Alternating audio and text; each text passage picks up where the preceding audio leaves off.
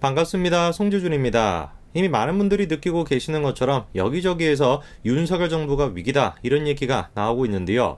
저는 개인적으로 그런 얘기에 동의하기가 좀 어렵습니다. 물론 윤석열 정부가 위기가 좀 있는 거는 맞는 것 같고 문제점이 있는 것도 맞는 것 같아요. 그런데 아무리 제가 눈씻고 찾아보더라도 윤석열 정부의 위기보다 훨씬 더 큰 위기는 따로 있습니다. 바로 민주당의 위기죠. 윤석열 정부가 위기다라고 하는 얘기가 계속 나오고 있습니다. 이미 데드크로스뿐만 아니라 지지율이 40% 이하로 떨어졌다 이런 얘기까지 나오고 있는데요. 그런데 우리가 좀 주목해봐야 되는 건 이런 여론조사 결과입니다. 이게 7월 10일 날 나왔던 여론조사 결과거든요. 보시면은 국민의힘의 지지율이 43%고 민주당의 지지율이 30%입니다. 즉 두 당의 지지율 격차가 13% 정도 나고 있는 상태인데 저게 어떤 의미를 갖고 있냐? 지방선거 전까지만 하더라도 국민의힘과 민주당 양당의 지지율 격차가 15% 가까이 났었습니다. 그랬다가 지방선거가 끝나고 난 뒤에는 7% 정도로 그 격차가 줄어들었었거든요. 그런데 그랬던 지지율 격차가 다시 한번 13% 정도로 벌어지게 된 것이죠. 사실 그래서 제가 보기에 현재의 상황은 지난번 대선 때의 상황의 연장선이다 이렇게 보입니다. 글자 그대로 50대 50으로 국민들의 절반이 나뉘어져 있는 상황,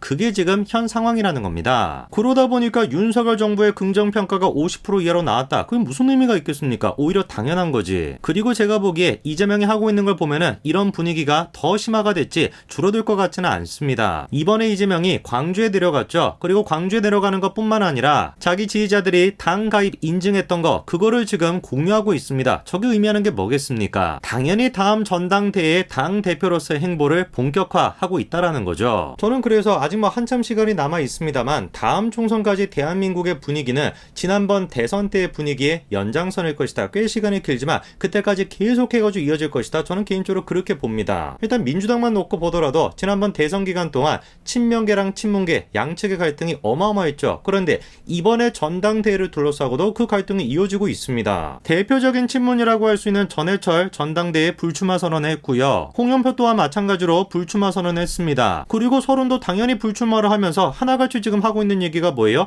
이재명 당대표가 돼서는 안 된다는 거예요. 그런데 문제가 뭡니까? 이재명이 저렇게 친문들이 반발하는 거에 조금이라도 신경을 씁니까? 아예 신경을 쓰지 않죠. 완전히 그냥 개무시예요. 저는 그래서 100% 확신합니다. 이재명이 당대표가 된다면 반드시 민주당은 분당 형태로 가게 될 것이다. 저는 100% 확신합니다. 근데 문제가 뭐냐? 실제로 이재명이 당대표가 될 가능성이 높다는 거예요. 사실 이게 현 시점에서 이재명이 당대표가 될 가능성이 높다라는 것 자체가 현실적으로 정치적으로 설명이 잘 안 되거든요. 이재명을 둘러싼 논란이 얼마나 많습니까? 성남FC 후원금 문제도 있고요. 이미 관련돼가지고 경찰이 압수수색까지 끝낸 상태입니다. 대장동뿐만 아니라 백현동 개발 그것도 지금 의혹이 나오고 있죠. 그리고 그 부분에 대해서도 경찰이 압수수색을 끝낸 상황이에요. 심지어 그것뿐만 아니라 이재명 옆집 논란까지 있었던 거 기억나십니까? 그것 또한 마찬가지로 경찰이 GH를 압수수색을 끝낸 상황입니다. 그러면 상식적으로 생각을 해봤을 때 이재명 같은 사람이 당대표로 나온다는 게 말이 안 되는 거죠. 근데 당대표가 될 가능성이 높다니까요. 이게 의미하는 게 뭐겠습니까? 현 시점에서 대한민국 정치는 정치로 생각해서는 안 된다라는 거예요.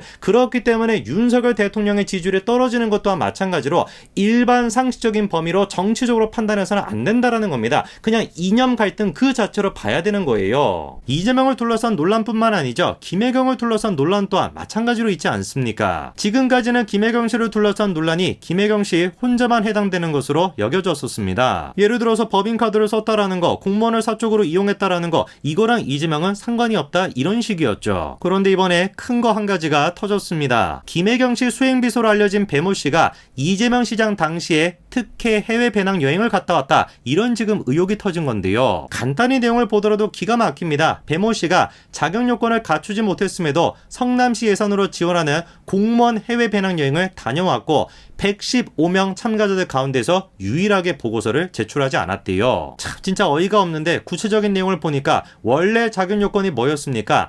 해외 배낭여행을 다녀왔던 공무원, 최근 3년 이내 공무로 국외 여행을 다녀온 공무원은 대상에서 제외가 됐었다는 거죠. 거죠. 근데 배모 씨 같은 경우는 어떻습니까? 무려 4차례에 걸쳐서 공무 국외 여행을 갔다 온 경력이 있기 때문에 명백한 제외 대상이었다라는 거죠. 그런데 뽑혔던 것뿐만 아니라 뭔 배짱이었는지는 모르는데 115명 가운데서 보고서를 내지 않았던 유일한 사람이 배모 씨였다라는 겁니다. 이게 보여주는 게 뭐겠습니까? 적어도 이재명이가 성남시장일 당시에 성남 시민분들의 세금은 누구를 위해서 쓰였다라는 거예요? 이재명 가족과 이재명 측근의 사적 이용을 위해서 쓰였다라는 걸 보여주는 거겠죠. 기가 막힌 노릇 아닙니까? 제가 얘기하면서도 화가 나요. 왜? 나도 마찬가지로 성남 시민이고 나도 마찬가지로 세금을 내고 있는데 내 세금이 저런 식으로 쓰였다라는 거 아닙니까? 그런 사람들이 윤석열 대통령을 놓고서 민간인이 어떻게 순방에 동행할 수가 있냐? 비선국기문란이다. 이런 얘기를 하고 있다라는 게 얼마나 웃깁니까? 무슨 민간인이 동행했다라는 이유만으로 비선국기문란이다. 이런 거창한 이름을 붙이고 있는데 양심이 있으면 그러면 안 되는 거 아니겠습니까? 원래 양심이 없는 거 알고 있으니까 그럴 수밖에 없다라는 것도 이해하는데 생각을 해보십시오. 저 민간인이라고 하는 분이 대통령 순방에 따라가가지고 무슨 월급을 받았습니까? 한 푼도 받지 않았습니다. 그런데 그거를 가지고 국기문란이라고 한다면은 배모 씨는 어떻게 할 건데요? 그렇지 않습니까? 배모 씨는 자격이 없었음에도 불구하고 성남시에 세금을 지원받는 그런 해외여행을 갔다라고 한다면은 이것이야말로 국기문란이라면 뭐가 국기문란이겠어요? 이러니까 제가 말씀을 드리는 겁니다. 현 시점 대한민국에서 나타나는 분위기는 지난번 대선의 연장선이라는 거죠. 그래서 우리가 윤석열 정부의 지지율이 50% 이하로 떨어졌다라는 거에 놀랄 이유가 없다라는 거예요. 오히려 그게 당연하다라는 겁니다. 다만 우리가 조금 신경을 써야 되는 것은 40% 이하로 떨어졌다라는 거. 지난번 대선에 윤석열 대통령을 찍었던 사람들이 윤석열에 대한 지지를 처리하고 있다라는 거. 이거는 좀 생각해 볼 필요가 있는데 그 이유는 뭐겠습니까? 뻔하겠죠. 바로 이준석 당대표를 둘러싼 내부 분열 때문에 그렇습니다. 이번에 여론조사 결과를 보면은 이준석 대표에 대한 징계가 타당했다라는 여론이 절반이 넘는데요. 눈에 띄는 것은 보수층이 됐거나 진보층이 됐거나 중도층이 됐거나 하나같이 타당했다라는 의견이 절반 가까이, 절반 이상이 된다라는 거죠. 연령층 또한 마찬가지입니다. 30대부터 60대까지 모든 연령층에서 이준석 대표에 대한 징계가 타당했다라는 게 절반이 넘는데